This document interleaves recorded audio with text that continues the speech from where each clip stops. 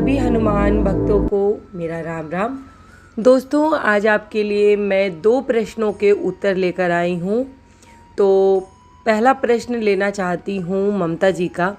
ममता जी को पीठ में कुछ प्रॉब्लम है, यानी कि उनकी बैकबोन में कुछ प्रॉब्लम है, जिस कारण से वो बहुत देर बैठ नहीं सकती।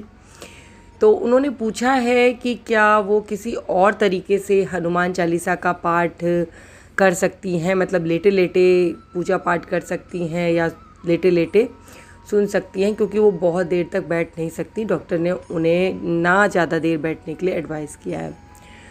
तो ममता जी, मैं आपको इस बात के लिए पर्सनली जवाब दे सकती हूँ, क्योंकि मैं खुद जब बहुत बीमार थी, मैंने आप सब लोगों को बताया हुआ है कि आज से लगभग 7 से 8 साल पहले जब मेरे ऊपर संकट हुआ था, तो मेरी स्थिति बहुत ज़्यादा ख़राब थी। चौकी बंधन कराया गया था मेरे ऊपर। तो उस समय मुझे होश ही नहीं रहता था कि मैं क्या कर रही हूँ, क्या नहीं कर रही। लेकिन इस बात का मुझे होश रहता था कि मुझे कितनी देर पूजा पाठ करनी है, जो डॉक्टर वहाँ पर बालाजी में बताई गई थी सारी विधियाँ, वो मुझे करनी होती थी।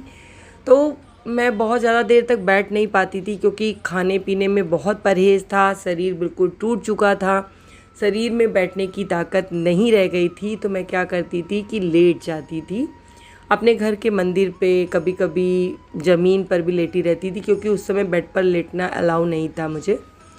तो मैं ज़मीन पर लेटे लेटे जो भी पाठ मुझे बताए गए थे उन्हें पढ़ती थी, और मोबाइल के माध्यम से हनुमान चालीसा का ज़्यादा से ज़्यादा बार पाठ सुनती थी, बजरंग बाण का पाठ सुनती थी, हनुमान अष्टक का पाठ मैं सुनती थी। यहाँ तक कि मैं आपको बता सकती हूँ कि मैंने दिन भर में कम से कम 20 से 25 बार इन सारे पाठों को, यानी कि 4 से 6 एक ग्रुप में कर लिए थे। मैंने एक प्लेलिस्ट बना ली थी और उनको दिन में 20 से 25 बार मैं सुनती रहती थी।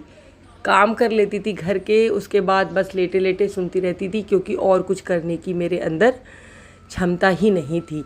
तो आप भगवान का भजन किसी भी स्थिति में कीजिए, मन पवित्र होना चाहिए। यानी कि आप अगर बेड पर भी लेटे हैं, बीमार हैं, किसी कारण से आप बैठ नहीं सकते, तो उसमें कोई प्रॉब्लम की बात नहीं है। आप लेटकर भी मंत्र जाप कर सकते हैं। मन की पवित्रता बहुत आवश्यक है। आपकी भावनाएं कैसी हैं ये ईश्वर देखते हैं। तो मुझे लगता है कि शायद आपके प्रश्न का उत्तर आपको मिल गया होगा, और अगर आपको कोई प्रॉब्लम हो तो आप मुझे कमेंट कर सकती हैं।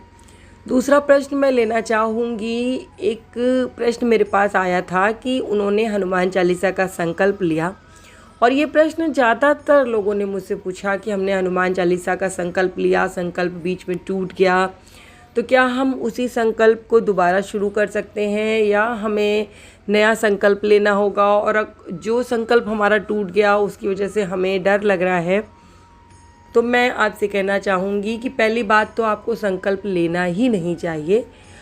और अगर आपकी बहुत इच्छा थी संकल्प लेने की, तो आपको उस पर बिल्कुल अडिग भी रहना चाहिए।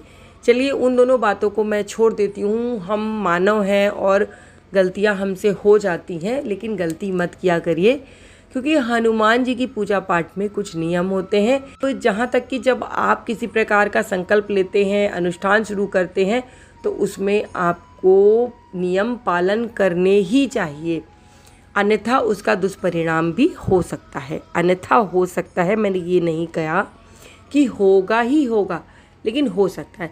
देखिए, बार बार किसी चीज़ को आप ईश्वर से कहें कि मैं इतने दिन का पाठ आपका करूँगा या करूँगी, उसके बाद आप 1 ही 2 दिन में उन सारे नियमों को तोड़ दें, तो ये तो अच्छी बात नहीं है। और अगर ऐसा हो जाता है कि आपका पाठ बीच में टूट जाता है, संकल्प बीच में टूट जाता है, तो आपको उसी संकल्प को वहाँ से नहीं उठाना है। पर खंडित हुई पूजा को हम दोबारा नहीं उठा सकते।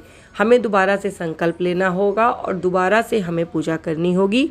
मैं उन सभी लोगों से कहना चाहूँगी कि आप कम दिन का संकल्प लीजिए।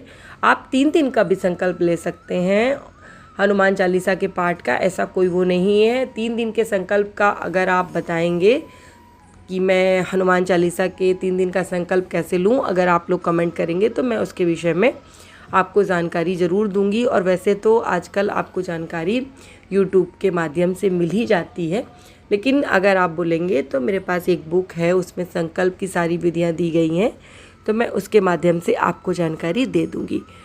तो आज के लिए बस इतना सा ही वीडियो, छोटा सा है लेकिन मुझे लगता है आप सब लोगों के बहुत काम आएगा।